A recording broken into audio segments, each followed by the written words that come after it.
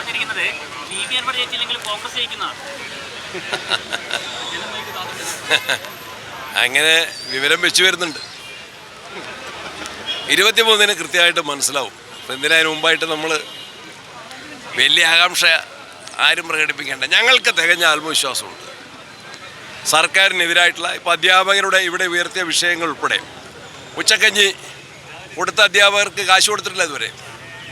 ഇപ്പോൾ ഇനി നേരത്തെ പെൻഷൻകാരാണ് പിച്ചച്ചട്ടി എടുക്കേണ്ടി വന്നതെങ്കിൽ ഇപ്പോൾ അധ്യാപകർ ആ അവസ്ഥയിലേക്ക് തള്ളിവിടുകയാണ് അവരെ.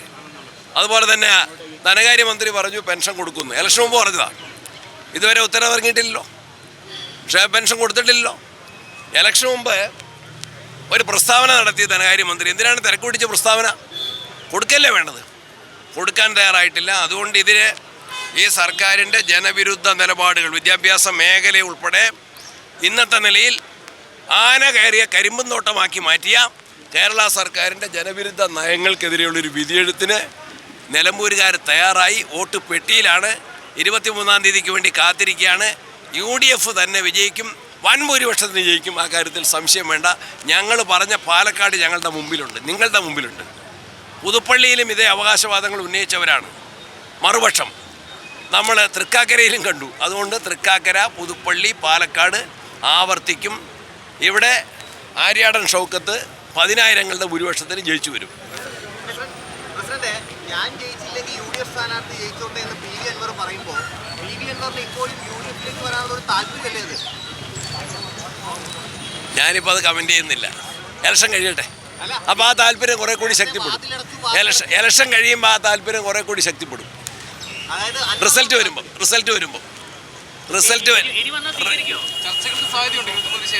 അത് നമുക്ക് ആലോചിക്കാം.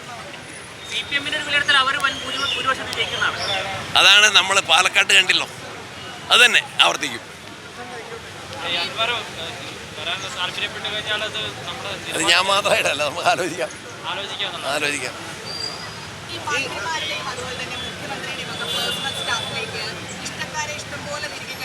ആ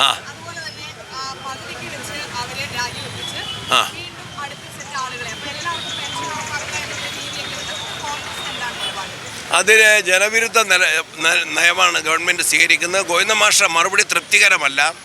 അത് ഗവൺമെൻറ് അക്കാര്യത്തിൽ ഉത്തരവാദി തന്നെയാണ്. അത് സർക്കാരിൻ്റെ പണം, ജനങ്ങളുടെ നികുതി പണം പാർട്ടി പ്രവർത്തകർക്ക് അനർഹമായിട്ട് വീതിച്ച് നൽകുന്നതിനുള്ള, പെൻഷനും ശമ്പളവുമായിട്ട് വീതിച്ച് നൽകുന്നതിനുള്ള ഒരു തെറ്റായ നിലപാടാണ്. അത് ഗവൺമെൻറ് തിരുത്തണം. അതിന് ശക്തമായിട്ടുള്ള പ്രതിഷേധം പ്രതിപക്ഷത്തിനുണ്ട്, കോൺഗ്രസ് പാർട്ടിക്കുണ്ട്.